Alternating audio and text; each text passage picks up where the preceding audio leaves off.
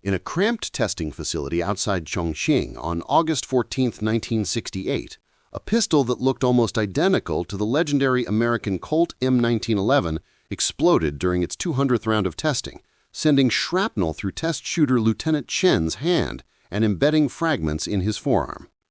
The weapon, China's ambitious attempt to reverse engineer one of the world's most proven handgun designs, had just failed catastrophically, revealing that 3 years of intensive work had produced nothing more than a dangerous imitation. As medics rushed to treat Chen's wounds and engineers stared in horror at the destroyed pistol, it became clear that copying the M1911's elegant external appearance was vastly different from replicating the precision metallurgy and tight tolerances that made it function reliably. This is the story of China's humbling 7-year failure to clone America's most iconic handgun. The pistol that defined an era. The Colt M1911 pistol represented the culmination of decades of handgun evolution when it was adopted by the United States military in 1911. Designed by the legendary firearms inventor John Moses Browning, it was a semi-automatic pistol chambered for the powerful .45 ACP automatic Colt pistol cartridge, capable of holding 7 rounds in a detachable box magazine plus 1 in the chamber.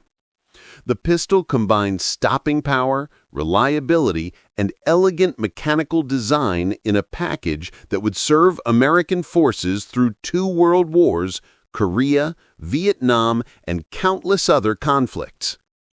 The M1911's design was mechanically sophisticated yet fundamentally sound.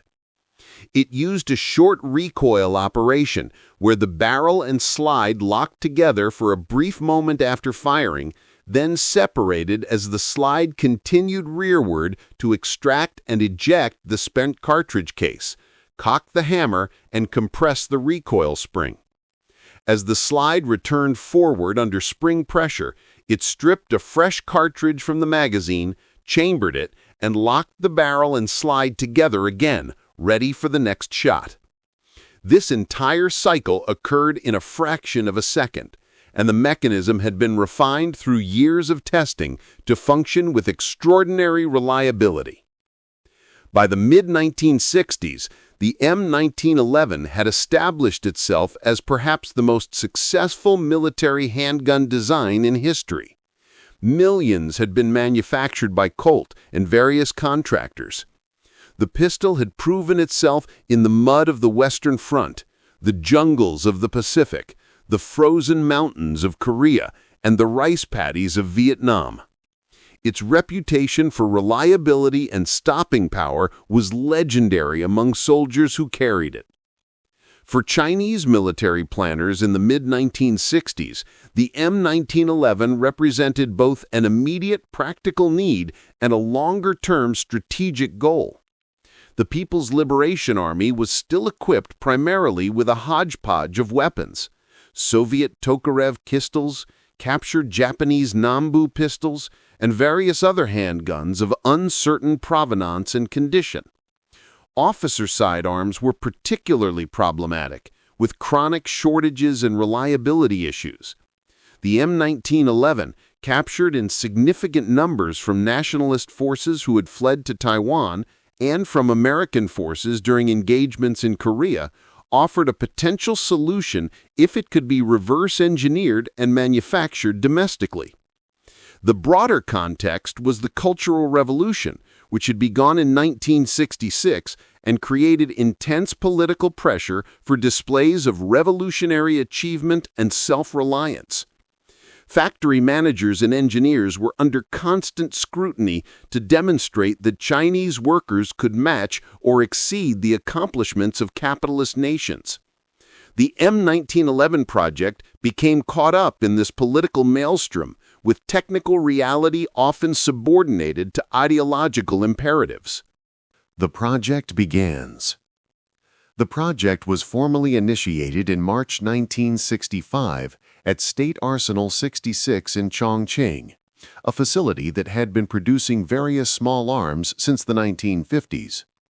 The arsenal's director, Wu Jianghua, was a 47-year-old party veteran who had fought with the Red Army during the Long March and the Civil War. His technical knowledge was limited, but his revolutionary credentials were impeccable, a common pattern in Chinese industry during this period. The technical lead was assigned to senior engineer Zhao Feng, a 38-year-old graduate of Beijing Institute of Technology, who represented the first generation of engineers educated entirely under the communist system. Zhao had worked on various weapons projects since graduating in 1952, primarily involving Soviet designs, and had earned a reputation for thoroughness and technical competence. When Director Wu called him to his office and showed him 3 captured M1911 pistols laid out on a desk, Zhao felt both excitement and apprehension. "Comrade Zhao," Wu said, smoke from his cigarette curling in the afternoon light, "the Ministry of Defense has assigned us a critical task. We are to study these American pistols and develop Chinese production versions. The schedule calls for initial prototypes within 1 year and full production within 3 years. This will demonstrate the superiority of socialist manufacturing and provide our officers with weapons equal to anything the imperialists possess." Zhao picked up one of the pistols, a well-worn M1911A1 that had clearly seen extensive service. The pistol felt solid and well-balanced in his hand. He worked the slide, noting the smooth action and precise fit between components. He field-stripped the pistol, laying out the components on Wu's desk: the slide, barrel, recoil spring assembly, frame, trigger mechanism, magazine. Each part was beautifully machined with tolerances that spoke to sophisticated manufacturing capabilities. "What resources will we have?" Zhao asked carefully.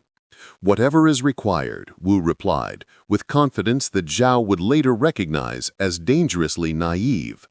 "The party has determined that Chinese industry can manufacture anything the Americans can manufacture. Your task is to prove this." Zhao assembled a team of 12 engineers and technicians, the best Arsenal 66 could provide. His deputy was a talented young engineer named Liu Wei, who had studied mechanical engineering at Tsinghua University and brought both theoretical knowledge and practical problem-solving skills. The team also included Wang Shiren, the arsenal's chief metallurgist, who would be responsible for analyzing materials and heat treatment processes. Master toolmaker Hao Daomen, whose skills would be critical for manufacturing precision components, and various specialists in machining, assembly, and testing. The team began with comprehensive documentation of the 3 captured pistols. They disassembled each completely, measured every dimension with micrometers and calipers, photographed every component from multiple angles, and created detailed technical drawings. This documentation phase consumed 2 months of intensive work and revealed the sophistication of Browning's design. "The tolerances are extraordinarily tight," Liu observed during a team meeting in June 1965. "The slide-to-frame fit allows only a few thousandths of an inch of play. The barrel-to-slide lockup when the pistol is in battery must be precise to ensure accuracy and reliable operation. The feed ramp angle is critical for reliable feeding from the magazine. Every dimension affects function." The M1911 consisted of approximately 58 major components, not counting small springs, pins, and screws. Each component had been carefully designed to specific dimensions and manufactured from particular materials with appropriate heat treatment. The pistol's reliability came from this precision. Components manufactured to exact specifications, fitted together properly, and assembled with attention to critical relationships. Metallurgical mysteries. Wang Shiren, the metallurgist, took responsibility for analyzing the materials used in the captured pistols. Using acid etching, hardness testing, and microscopic examination, he could infer some information about steel compositions and heat treatment processes. His analysis revealed significant challenges. The frame, the lower portion of the pistol that housed the trigger mechanism and held the magazine, appeared to be manufactured from forged carbon steel, heat-treated to approximately 25 to 30 Rockwell C hardness. This hardness provided adequate strength while maintaining enough ductility to resist cracking from shock and impact. The slide was manufactured from a similar steel, but heat-treated to higher hardness, approximately 38 to 42 Rockwell C, to resist battering from repeated cycling and to provide a wear-resistant surface for the barrel to lock against. The heat treatment is carefully controlled, Wang reported to Zhao in July. Different components require different hardness levels. The sear and hammer engagement surfaces must be very hard to resist wear, but the frame and slide need a balance of strength and toughness. The barrel is more complex. It appears to be made from a chrome molybdenum alloy steel, quite hard to resist erosion from hot gases, but the chamber area may have been differentially heat-treated to provide additional strength. The recoil spring presented its own challenge. It had to provide exactly the right resistance to compress smoothly under the force of the recoiling slide, then return the slide forward with sufficient energy to reliably chamber the next round. Too weak, and the slide would batter the frame with excessive force. Too strong, and the pistol would not cycle reliably, especially with lower-powered ammunition. We can approximate these materials, Wang told Zhao, but our steel mill's quality control is inconsistent. Carbon content varies between batches. Alloying elements are not always uniformly distributed. This affects heat treatment results. We might have frames and slides with significantly different properties, even when we use the same procedures. Zhao understood the implications. The M1911's reliability came partly from consistency. Every pistol manufactured to the same specifications using materials with predictable properties. If Chinese production couldn't achieve this consistency, their pistols would have unpredictable reliability, with some functioning well and others failing prematurely. Manufacturing challenges. By September 1965, Zhao had developed a manufacturing plan that attempted to work within Arsenal 66's capabilities, while acknowledging significant compromises. Frames and slides would be manufactured from forged steel blanks produced by the Wuhan Steel Works, machined using the Arsenal's existing equipment, and heat-treated in the Arsenal's furnaces. Barrels would be produced by adapting equipment currently used for manufacturing rifle barrels. Small components would be made in-house from available materials. The plan looked reasonable on paper. Implementation revealed profound difficulties. The forged steel blanks arrived from Wuhan in October, and quality issues were immediately apparent. Dimensions varied beyond acceptable limits, requiring additional machining and wasting material. More critically, metallurgical testing revealed the same inconsistency Wang had predicted, carbon content ranging from 0.38% to 0.52%, when consistency within 0.05% would have been desirable for predictable heat treatment results. Master toolmaker Hu Daomin was assigned to manufacture the first frame. Hu was 54 years old, trained in pre-revolutionary arsenals, and possessed decades of machining experience. He studied Zhao's drawings, examined the American frame repeatedly, and then spent 3 weeks carefully machining the first Chinese prototype frame. The result was adequate, but clearly inferior to the American original. The slide rails, the surfaces on the frame that guided the slide's reciprocation, showed visible tool marks despite Hu's careful work.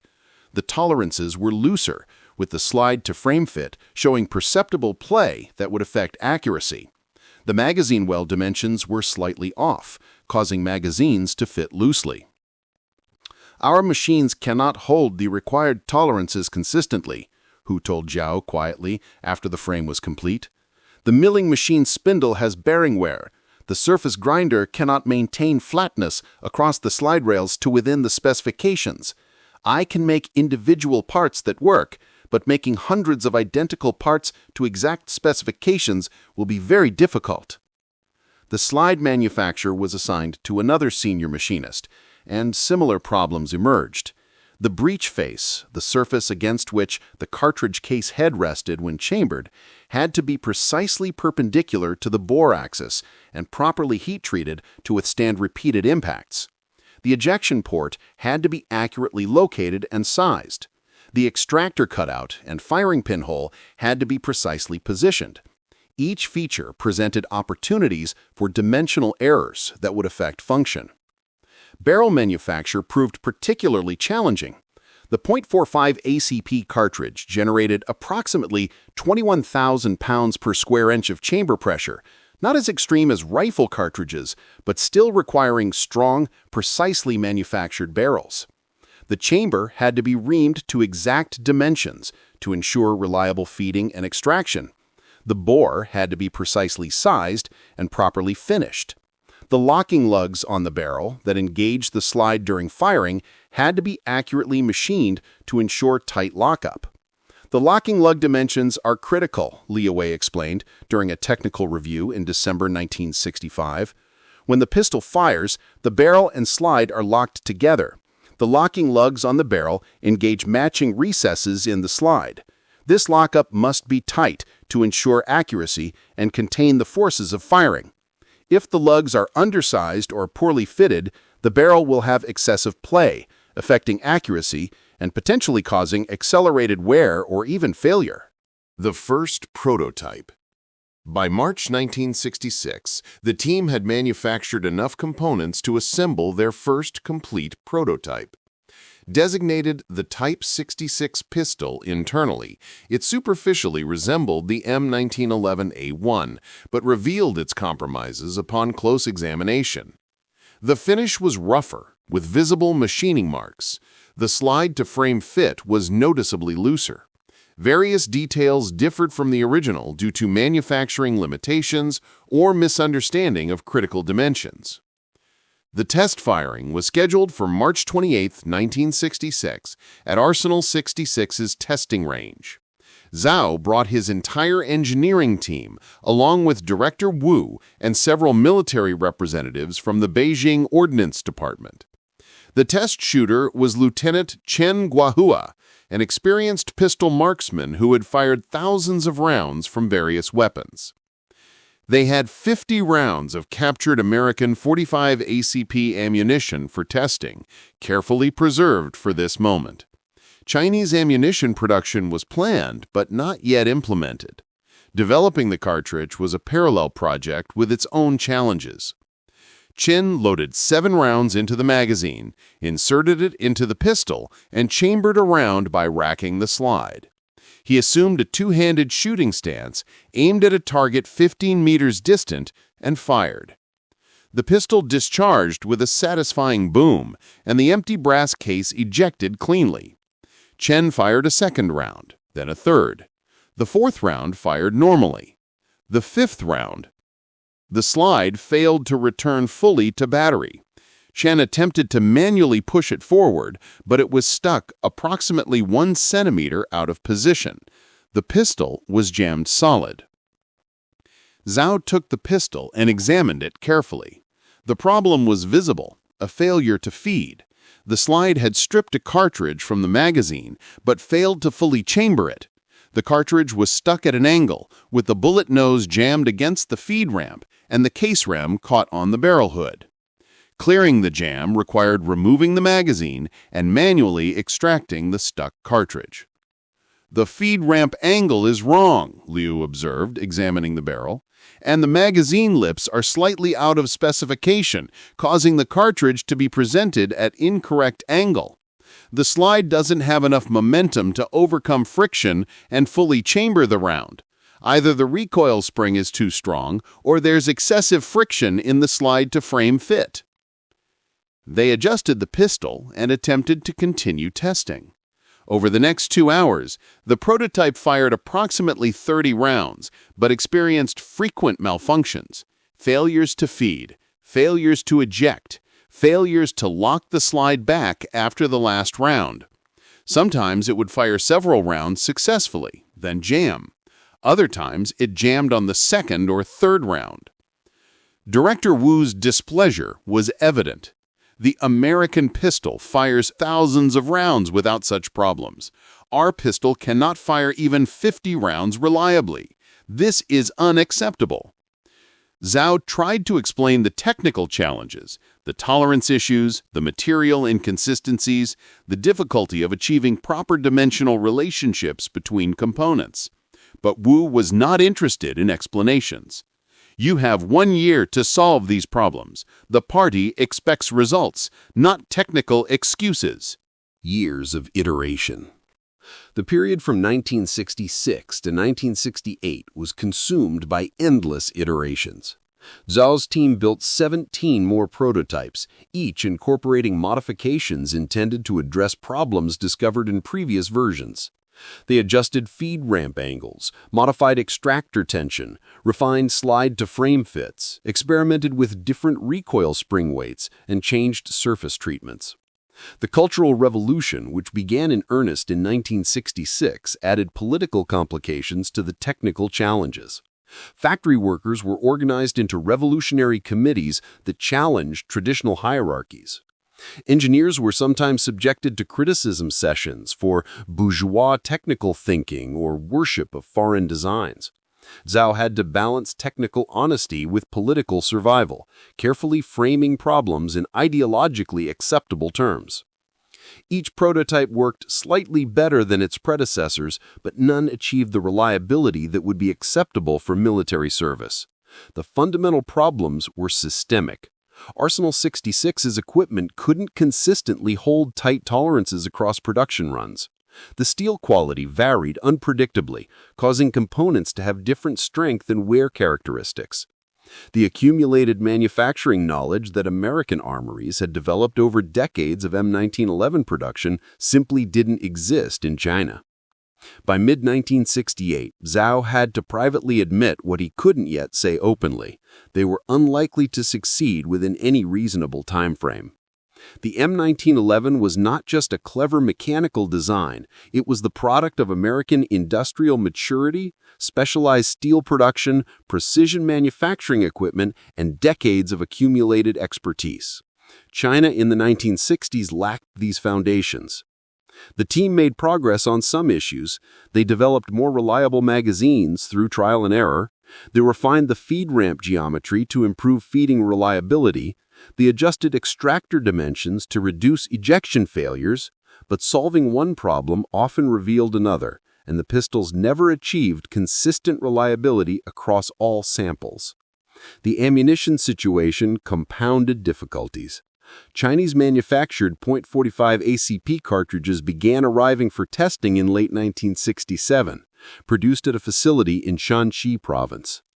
The ammunition looked correct, but was manufactured to different specifications, using different propellants and primers than American production. Dimensional variations in the cartridge cases, bullets, and overall loaded round dimensions affected reliability. Some pistols would function adequately with American ammunition, but fail repeatedly with Chinese ammunition. The catastrophic failure. The 18th prototype, completed in July 1968, represented the culmination of 3 years of refinement. The team had addressed most of the obvious problems. The pistol had successfully fired more than 1,500 rounds in testing with a mixture of American and Chinese ammunition, experiencing malfunctions but no catastrophic failures. It was far from perfect, but it was the best they had achieved. A durability test was scheduled for August 14, 1968, to determine whether the pistol could withstand extended firing. The protocol called for firing 500 rounds over several hours, with the pistol cooling between strings of fire. Lieutenant Chen Guoha, who had tested most of the prototypes, again served as the shooter. The testing began normally. Chen fired strings of 7 rounds, full magazines, with brief pauses between strings. The pistol functioned adequately, though not flawlessly.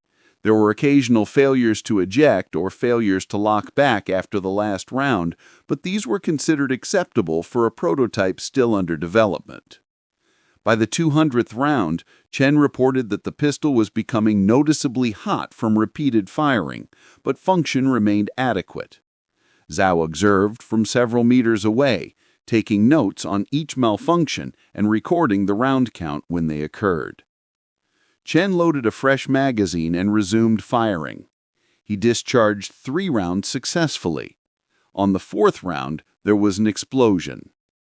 The sound was distinctly different from a normal shot, a deeper, sharper detonation accompanied by a bright flash. Chen shouted in pain and dropped the pistol, clutching his right hand. Blood dripped from his fingers onto the concrete firing line. Zhao rushed forward with Liu and the medical technician. Chen's right hand was bleeding from multiple lacerations. Small metal fragments were embedded in his palm and fingers. His forearm showed several deep cuts where larger fragments had struck. The pistol lay on the ground in pieces. The slide had cracked longitudinally, the frame showed a visible crack propagating from the slide stop pinhole, and the barrel bulge was visible even from a distance. The subsequent investigation revealed what had occurred. One cartridge in the Chinese ammunition batch had been loaded with an excessively heavy powder charge, generating chamber pressures far beyond the .45 ACP's design limits, perhaps 35,000 or 40,000 psi instead of the normal 21,000 psi. An authentic M1911, manufactured from properly specified steel with correct heat treatment, would likely have survived this overpressure event with damage but without catastrophic failure. The Chinese prototype, made from inconsistent steel with stress risers from imprecise machining, had failed violently. The slide cracked first, unable to contain the excessive pressure. As it failed, fragments were blown rearward and to the sides, lacerating Chen's hand. The frame cracked at a stress concentration point. The barrel, unable to handle the pressure, bulged near the chamber. Chen required surgery to remove metal fragments from his hand and forearm. He recovered, but suffered permanent nerve damage that affected his grip strength and dexterity. His career as a pistol marksman was over. Project termination. The catastrophic failure of the 18th prototype effectively ended the project, though official termination didn't come until March 1969. The 7 months between the explosion and formal cancellation were filled with recriminations, criticism sessions, and political maneuvering. Zhao was subjected to intense criticism for the failure. He was accused of insufficient revolutionary fervor, excessive reverence for American technology, and failure to trust in the capabilities of Chinese workers. These sessions were both professionally damaging and personally dangerous. During the Cultural Revolution, technical failures could easily be reinterpreted as sabotage or counter-revolutionary activity. Director Wu, despite his limited technical knowledge, managed to deflect blame downward while protecting his own position. He authored reports emphasizing external factors, poor steel quality from the Wuhan mill, inconsistent ammunition from the Shanxi factory, inadequate resources provided by higher authorities. The reports carefully avoided suggesting that the task itself might have been beyond Arsenal 66's capabilities. The formal project termination memo, issued in March 1969, attributed the failure to insufficient material quality and the need for further development of supporting industries. It acknowledged that the complexity of the American design requires manufacturing capabilities that are still being developed in Chinese industry. This was the closest anyone came to admitting that the project had been premature given China's actual industrial capabilities. All prototypes except one were destroyed. That remaining example was stored in a secure facility, classified and forgotten.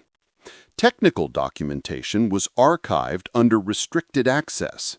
team members were reassigned to other projects, with instructions not to discuss the M1911 effort.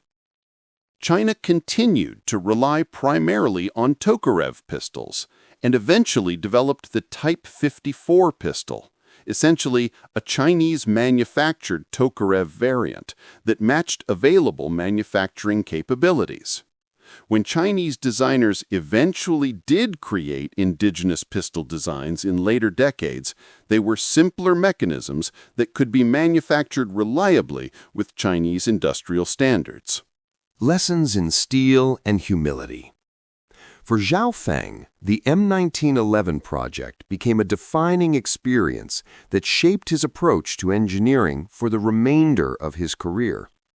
He continued working at Arsenal 66 and later at other defense facilities until his retirement in 1992, always carrying the lessons learned from the M1911 failure. The primary lesson was about the nature of technological capability. Reverse engineering required not just understanding what to build, but having the industrial infrastructure to build it properly.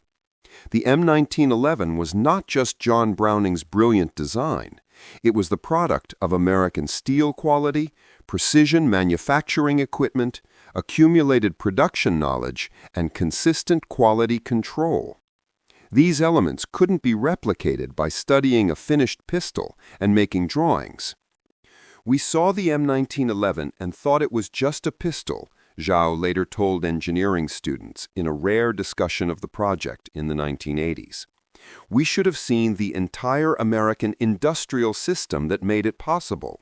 The steel mills that could produce consistent alloy compositions, the machine tool makers who built equipment capable of holding tight tolerances, the decades of manufacturing experience. You cannot copy that by measuring dimensions."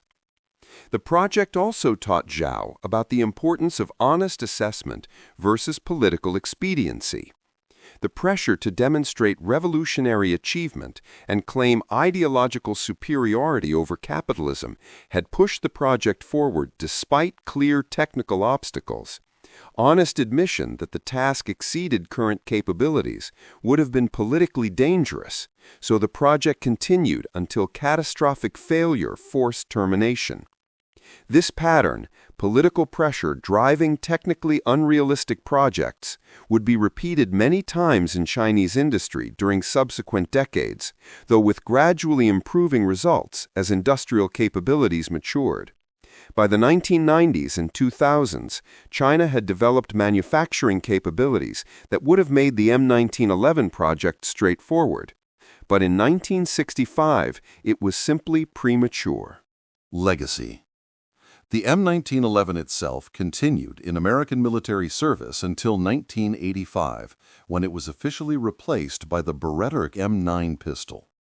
Even after official replacement, many special operations units continued using M1911 variants, valuing the pistol's stopping power and proven reliability. Commercial production continues today, with numerous manufacturers producing M1911 pattern pistols for civilian, law enforcement, and military markets worldwide. Lieutenant Chen Guohua recovered from his injuries, but never regained full use of his right hand. He was reassigned to administrative duties and retired from military service in 1975. Zhao visited him once in the mid-1980s and found him working as a factory administrator, his injured hand a permanent reminder of the M1911 project's failure. The single surviving prototype, if it still exists in some military storage facility, stands as a monument to ambitious failure. It represents not incompetence, but the gap between aspiration and capability, between political demands and technical reality. Zhao Feng passed away in 2003, having witnessed China's transformation from a technologically backward nation struggling to copy foreign designs to an industrial power capable of producing sophisticated indigenous technology. He never forgot the M1911 project or the lessons it taught, lessons about humility, honest assessment, and the understanding that some achievements cannot be shortcut, but must be earned through decades of patient industrial development. The story reminds us that technology is not just designs and drawings, but the entire ecosystem of knowledge, skills, materials, and equipment required to turn designs into reliable reality. Understanding this distinction is the difference between copying and creating, between imitation and innovation.